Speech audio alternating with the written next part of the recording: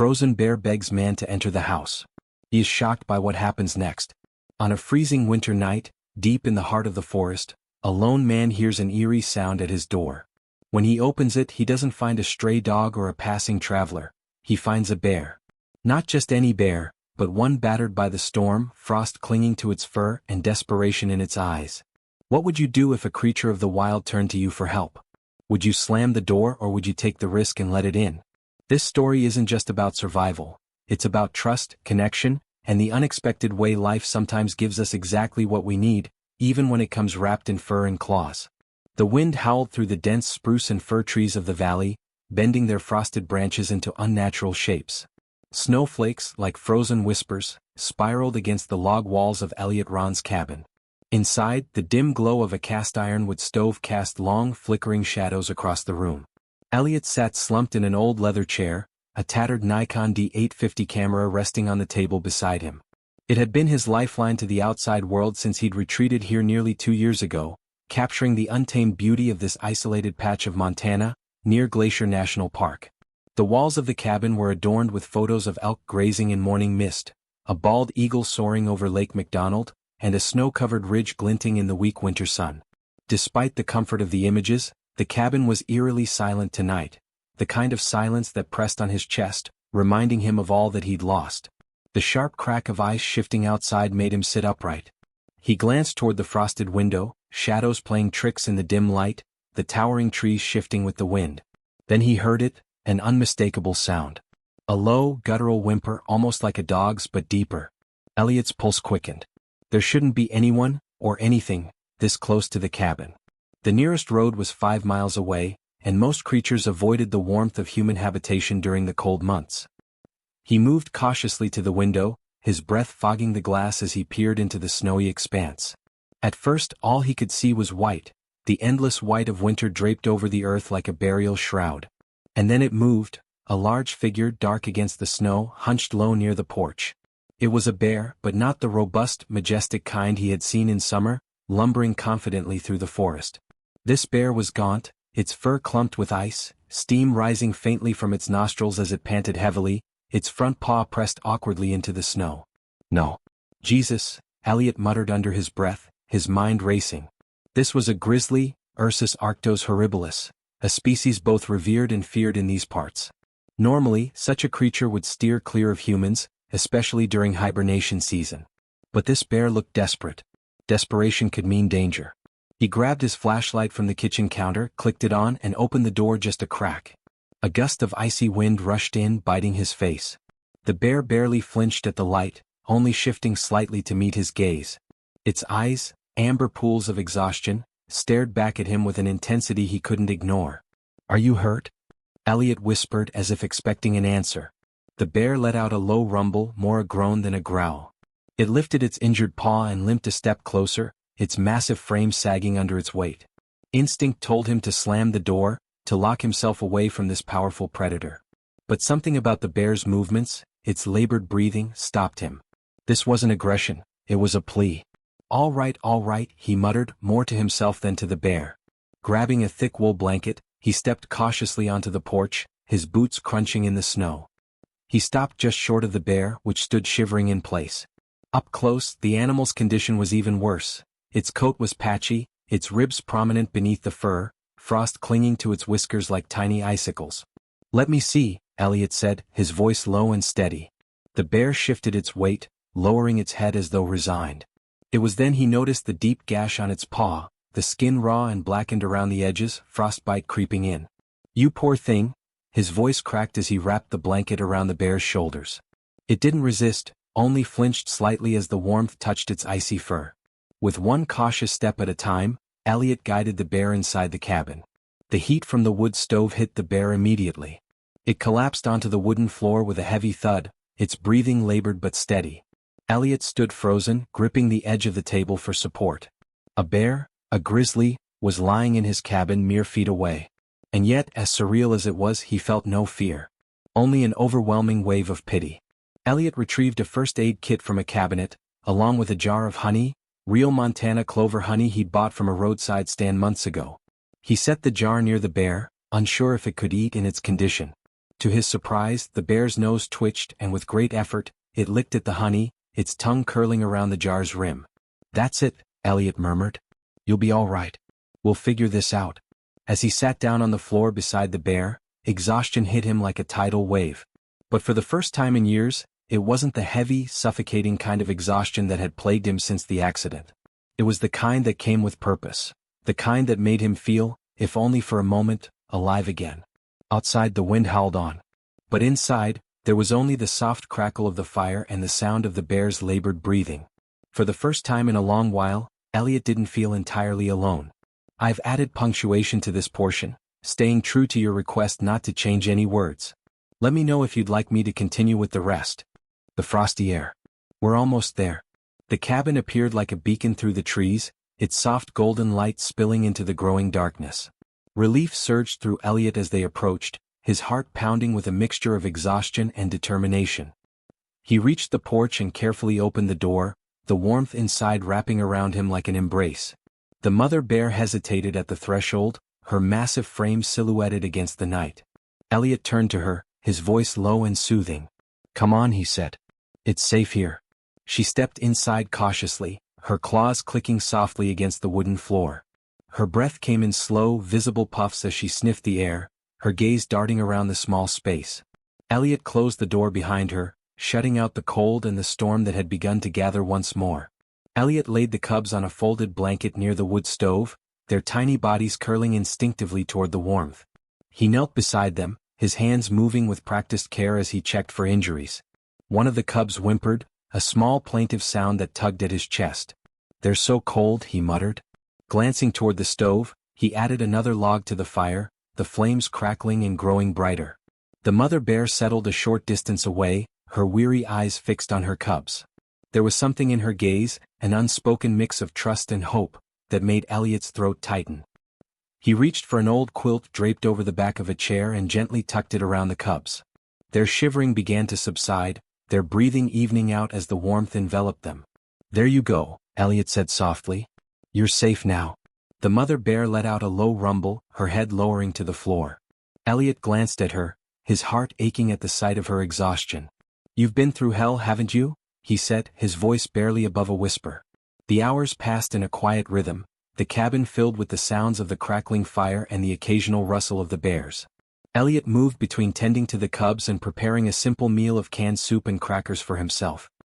He couldn't help but glance at the mother bear now and then, marveling at the unlikely companionship that had formed between them. When the cubs finally stirred, their tiny noses twitching as they caught the scent of food, Elliot felt a surge of relief. He opened another can of salmon, carefully placing it on a shallow dish. The mother bear nudged the dish toward her cubs, watching as they ate with slow, tentative bites. Elliot leaned against the counter, a faint smile tugging at his lips. For the first time in what felt like forever, the cabin didn't feel empty. The presence of the bears, their quiet resilience, filled the space with a kind of life he hadn't realized he was missing. As night fell, Elliot sat by the fire, his thoughts drifting like the embers rising from the flames. The events of the past day felt surreal, almost like a story he might have told himself on one of those lonely nights when the silence became too much to bear. He glanced at the mother bear, who lay curled protectively around her cubs. Her breathing was slow and steady, her eyes closed in what seemed like the first real rest she'd had in days. Elliot felt a pang of admiration for her strength, her determination to keep her family alive against all odds. "You remind me of someone," he said quietly, his voice barely audible over the crackling fire. His mind wandered to memories he had tried to bury, of his wife, Claire, and their daughter, Sophie. Claire had been the kind of person who faced every challenge with unshakable resolve, always finding a way to protect the people she loved. Elliot's chest tightened as he thought of Sophie's laughter, the way it used to fill every corner of their home. The cabin had never known that kind of joy, and for a long time, he had convinced himself it never would. But now, as he watched the bear cubs snuggle closer to their mother, he felt a flicker of something he hadn't felt in years: hope. The night deepened and the forest outside grew still, the storm quieting to a gentle whisper. Elliot sat in the chair by the fire, his camera resting on his lap. He hadn't taken a single photograph of the bears, despite their presence being the kind of moment most wildlife photographers dreamed of. It didn't feel right, somehow, to capture their vulnerability on film. Instead, he simply watched. The mother bear's breathing steadied into a soft rhythm, her cubs nestled against her side. The firelight danced across their fur, painting the scene in hues of gold and amber. It was a picture he would carry in his mind forever, a reminder of the unexpected beauty that could emerge from the harshest of winters. As sleep began to claim him, Elliot whispered into the quiet, words meant for no one but himself. "You saved them. And maybe they're saving me too." The cabin settled into stillness, the warmth of the fire warding off the cold outside. And for the first time in years, Elliot closed his eyes with a sense of peace, knowing that in this fragile sanctuary they were safe.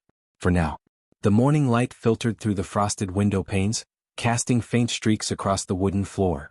The cabin, usually still and silent at this hour, hummed softly with life. The cubs stirred under the quilt, their tiny paws twitching as they shifted closer to each other. The mother bear remained curled nearby, her breath rising and falling in a steady rhythm. Elliot sat at the kitchen table, nursing a cup of coffee. The steam spiraled upward, catching the pale light before vanishing. His hands, wrapped around the warm ceramic mug, trembled slightly, not from the cold but from the weight of what lay ahead. He glanced toward the bears, the sight of them filling the room with an energy he hadn't felt in years. The mother bear's fur had begun to dry, her coat shedding the crusts of ice that had clung to her the night before. The cubs, though still frail, seemed stronger, their breathing more even. Yet the harsh reality remained. This sanctuary was temporary. Elliot rose from the table and moved toward the wood stove, adding another log to the fire.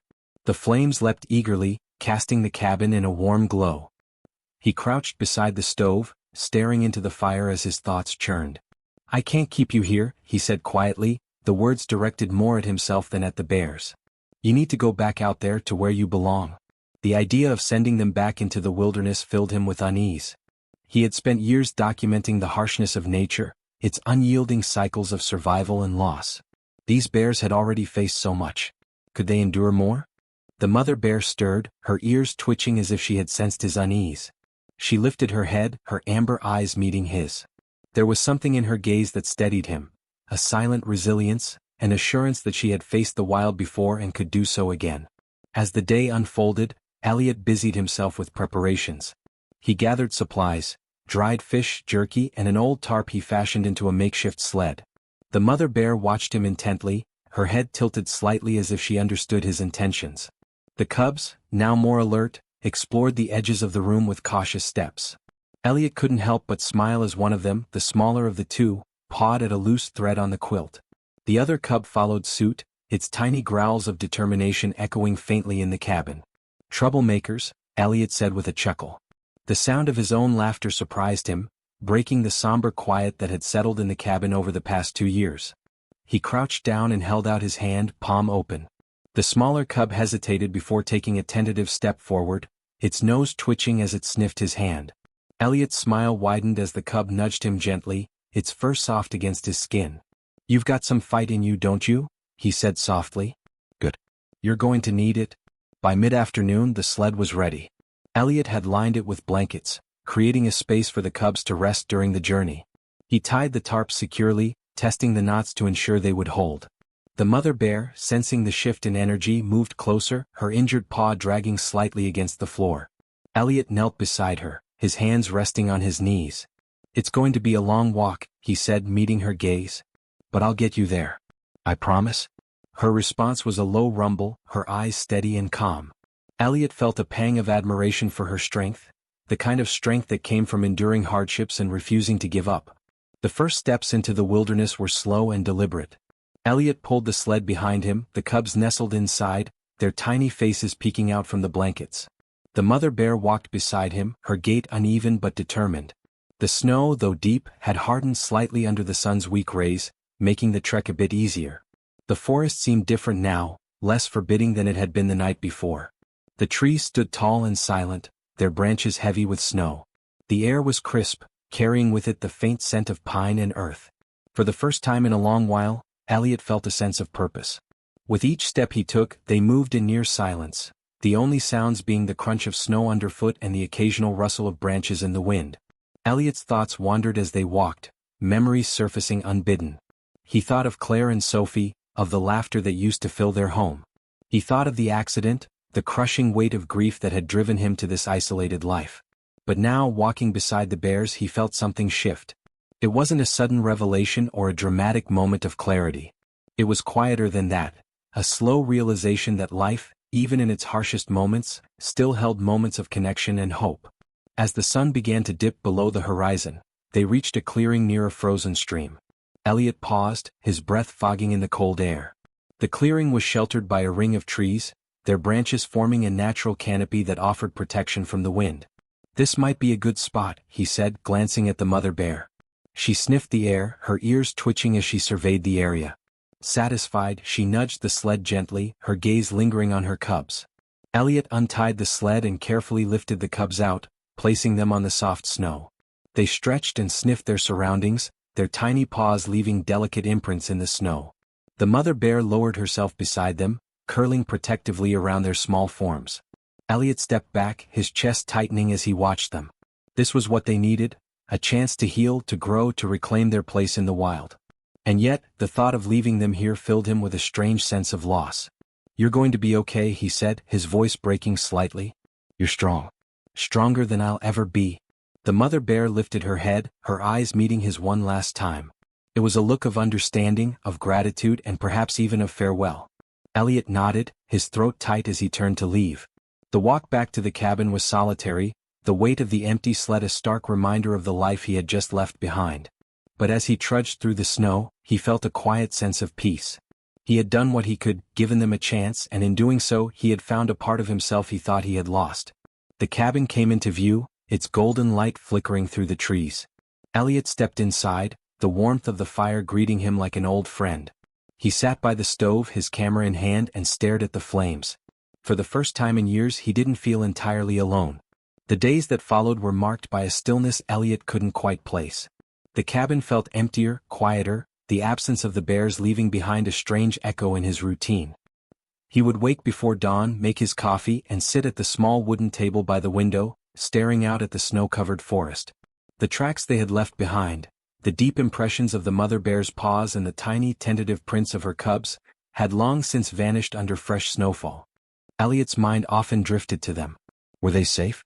Had the cubs found their strength? The mother, her resilience? He caught himself staring into the distance for too long, hoping to see a flicker of movement among the trees, though he knew they were unlikely to return. He set his coffee mug down with a quiet clink, the sound breaking the silence. The cabin was warm, the wood stove humming steadily in the corner, but he still felt a coldness deep within him. The memories of their time together lingered, those fragile, fleeting moments when the cabin had been alive with the soft rustle of the bears, the warmth of their presence filling spaces that had felt hollow for too long. That afternoon, Elliot ventured out, his Nikon camera slung over his shoulder. The storm had passed, leaving behind a crystalline landscape that sparkled under the weak winter sun. The forest was blanketed in pristine snow, the trees dusted with frost that glittered like shards of glass. He walked slowly, his boots crunching with each step, the air sharp and biting against his cheeks. He hadn't taken the camera out since the bears arrived, and holding it again felt strange, almost foreign. For years, photography had been his solace, the lens a barrier between himself and the world. It allowed him to observe without engaging, to capture life without truly living it. But now the camera felt heavier, its purpose more uncertain. Elliot stopped near the frozen stream where he had left the bears. The clearing was quiet, untouched except for the faint trace of his own earlier footprints. He stood there for a long moment, the camera hanging at his side. The forest seemed to hold its breath, the stillness pressing against him like a weight. He raised the camera slowly, the viewfinder framing the snow-laden trees and the stream glinting faintly in the sunlight. But as he prepared to press the shutter, his hand faltered. The image before him, though beautiful, felt incomplete. It lacked the life, the story that had filled this place just days ago. Elliot lowered the camera, letting it rest against his chest. A deep sigh escaped him, his breath visible in the icy air. He realized then that it wasn't the image he wanted to capture. It was the memory, the connection he had felt with the bears. They had become more than subjects for a photograph. They had become part of his story, a reminder of the fragile, fleeting bonds that could form in even the harshest conditions. As he turned to leave, a sound stopped him in his tracks. It was faint, almost imperceptible, but unmistakable, the soft crunch of snow underfoot. His pulse quickened as he scanned the trees, his eyes searching for movement. For a moment, he thought he saw a shadow flicker among the pines, but it disappeared as quickly as it had appeared. "Is someone there?" he called out, his voice echoing in the stillness. There was no response, only the gentle whisper of the wind through the trees. Elliot stood motionless, his breath catching in his throat. The sound had been real, he was certain of it. But whatever had caused it was now gone. The walk back to the cabin was slower, the air heavy with an unshakable sense of anticipation. Elliot couldn't explain it, but something about the forest felt different, as though it were holding a secret just out of reach. The thought lingered in his mind, tugging at the edges of his consciousness. When he returned to the cabin, the golden light of the wood stove greeted him, casting long shadows across the floor. He set the camera down on the table and sat in his chair, staring into the fire. The warmth soothed his aching muscles, but his mind remained restless, replaying the sound he had heard by the stream. That night, Elliot dreamed of the bears. The images were vivid and haunting, the mother bear standing at the edge of the clearing, her eyes filled with a mixture of sadness and resolve. The cubs huddled close to her, their small bodies trembling against the cold. In the dream, she turned to look at him, her gaze piercing through the darkness. There was a message in her eyes, something urgent and unspoken. But before he could understand, the scene faded, leaving him alone in the void. He woke with a start, his heart pounding in the stillness of the cabin. The fire had burned low, the faint embers casting a dim glow across the room. He sat up, running a hand through his hair as he tried to shake off the remnants of the dream. But the image of the mother bear lingered, her amber eyes etched into his mind. Elliot rose and added another log to the fire, watching as the flames licked hungrily at the wood. The dream had felt more than just a product of his imagination. It had felt like a call, a reminder that his connection to the bears wasn't over, even if their paths had diverged. As dawn broke, Elliot stood by the window, staring out at the snow-covered forest. The horizon was painted in soft hues of pink and gold, the kind of beauty that had once inspired him to pick up a camera. But this morning he didn't reach for his Nikon. Instead, he simply watched, letting the quiet fill the spaces within him. And as he stood there, he made a promise, not just to the bears but to himself. He would honor their story not through photographs but through action. He would continue to care for this place, this fragile piece of wilderness that had given him so much. And perhaps, in doing so, he might find his own way back to the life he had left behind. The echo of their footsteps might fade, but the memory of their time together would remain, a quiet reminder of the bonds that could form in the most unexpected of moments.